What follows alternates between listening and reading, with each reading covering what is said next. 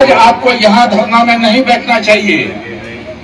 आज आपको पटना में धरना में बैठना चाहिए, मुख्यमंत्री के सामने में धरना में बैठना चाहिए। विधायक जी को जानकारी का अभाव है, पूर्व विधायक जी को आप इसका वक्त इस्तेमाल नहीं करके हम लोग को यहाँ बैठ करके हम लोग के साथ बैठ करके धरना दे रहे हैं। ये नहीं होने वाला है, ये गलत बात है। उसमें उनको आपके आकर अपनी राजनीति रोटी सेकने की आवश्यकता नहीं थी। धरना देने से क्या होगा ये हम नहीं बता सकते हैं। किसी को राजनीति करने के लिए यहाँ बुलाया नहीं गया था कि आप राजनीति करें और अपनी दुहाई दें। मैं कहना चाहूँगा कि यहाँ की जनता ने बार बार सबक सीखने के लिए उन्हें दिया है। अगर सबक नहीं सीखते हैं, पुरानी आदतें लगी है, तो ये बहुत अच्छी बात है।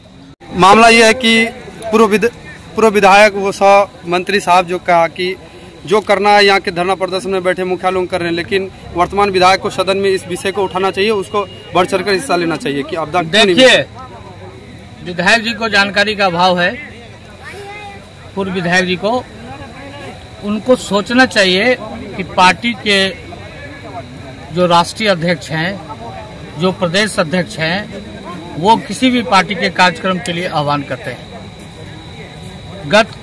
पूर्व के दिनों में हमारे पार्टी के नेता, प्रतिपक्ष के नेता आदरणीय तेजस्वी प्रसाद यादव जी के आह्वान पर पूरे भारत में स्मार्ट मीटर का धरना हुआ था। ये जो आपदा अभी जो वर्तमान में आई है, इस आपदा के लिए क्षेत्रीय स्तर पर जो माननीय मुखिया संघ के द्वारा जो आयोजित धरना था, उसमें उनको आकर अपनी राजनीति रोटी सेकने की आवश्यकता नहीं थी।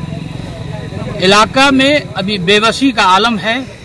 लोगों को ज्यादा से ज्यादा आपदा का कैसे लाभ मिले, नदी कटान प्रभावित परिवार जो विस्थापित हैं, उनके पुनर्वास की व्यवस्था कैसे हो, इलाके में जो नाव की कमी है, उस कमी को कैसे पूरी की जाए। उनके समय में ये क्षेत्र विकास के दृष्टिकोण से उपेक्षित था। जितने विषयों पर हम लोगों ने विधानसभा में प्रश्न किया है और कॉल अटेंशन किया है, उनको आरटीआई के द्वारा जानकारी लेनी चाहिए।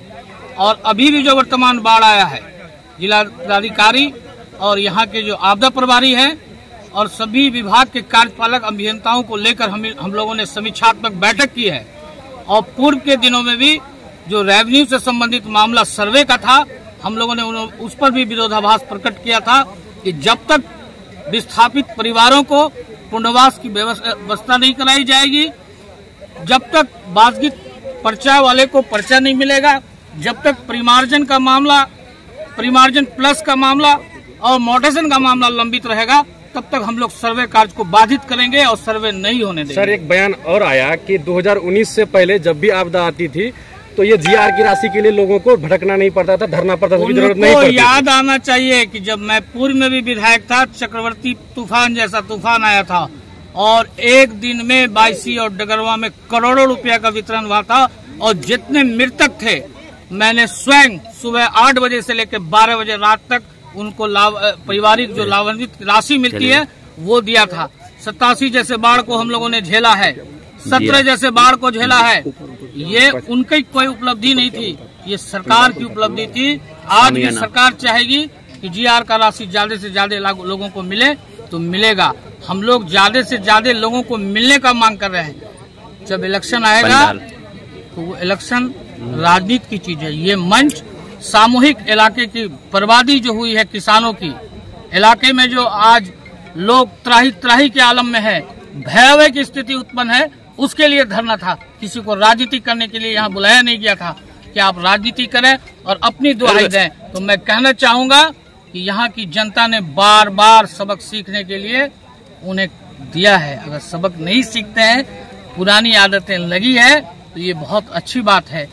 उस दिनों में जब इस सरकार में मंत्री थे, तो ये इलाका जिस से जूझ रहा है, वो राहत एवं पुनर्वास मंत्री थे। उन्होंने राहत एवं पुनर्वास की कोई व्यवस्था नहीं कराई। इनके कैबिनेट मिनिस्टर के द्वारा कई गांवों को प्रोटेक्ट करने का काम किया गया। आज भी बायसी उसी स्थिति में है जो पहले था। उस वक्त भी ताड़ावाड़ी में, चहट में, हरिनतौर में भयावह स्थिति हो रही थी और नदी कटान हो रहा था। उस वक्त भी काम नहीं हुआ। जब काम तो जियो बैग का हम लोगों ने कराया है, इनके समय में कभी भी जियो बैग का या प्रोटेक्शन का काम नहीं हुआ है। 52 प्लेसेस को हम लोगों ने करवाया है, लेकिन कुदरत का निजाम है, हर साल बाढ़ आती है, दह गया है। इस साल भी हम लोगों ने प्रोजेक्ट बना के सरकार को दिया है और विधानसभा में अनेकों बार क्वेश्चन किया है। आपको मैं ईमेल दिखाऊंगा, टेंडर का हम लोगों के अनुशंसा पर सरकार के निर्णय के बाद जो हुआ था अमोर और बायसी का वो चिट्ठी दिखाऊंगा, ये एक सबूत है। जहां एक पंडाल के नीचे तमाम तबके के लोग बैठे थे, क्षेत्र के अमीर गरीब बैठे थे, जहां पर बात होनी चाहिए, लेकिन राजनीतिक मुद्दा यहाँ राजनीतिक मुद्दा का उत्पन्न उन्होंने किया।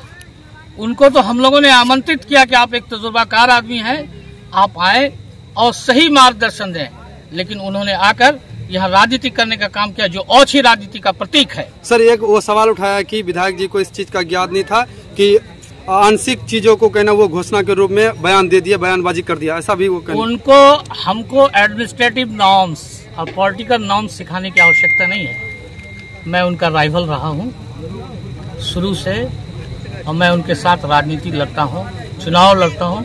वो हमको ज्ञान के पाठ नहीं पढ़ाएंगे। मैंने क्या बयान दिया है आज भी मीडिया के माध्यम से मौजूद है कि पहले चरण में हम लोगों का नाम नहीं था, द्वितीय चरण में किशनगंज, अररिया, पूर्णिया का चयन हुआ है और सरकार ने जीआर राशि की घोषणा की है, जो आगामी 9 तारीख से सभी बाढ़ प्रभावित परिवारों को मिलेगा।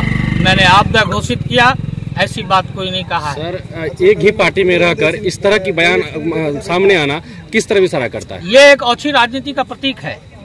मैं आपको अपना गार्जियन मानूंगा, अपना सरप्रस्त मानूंगा और आप अच्छी राजनीति करेंगे तो ये आपकी अपनी राजनीति और कूटनीति है। मैं पारदर्शिता के साथ राजनीति करता हूं और जिस पार्टी में हूं ईमानदारी से हूं और जिस पार्टी में रहूंगा ईमानदारी से रहूंगा। जब पार्टी छोड़ना होगा तो ईमानदारी से छोड़ूंगा, उसके साथ कोई दगा और धोखा नहीं करूंगा। क्या इस मुसीबत के घड़ी में राजनीति करना इतना ही इस मुसीबत के घड़ी में माननीय मुखिया लोग को मैं आभार प्रकट करता हूं, मुबारकबाद देता हूं कि उन लोगों ने जन समस्याओं को लेकर प्रखंड परिसर में एक धरना का आयोजन किया, जिसमें हम लोग शामिल होकर उनके शाना बाशाना उनको ताकत देने के काम के लिए आए थे, न कि राजनीति करने के लिए आए थे।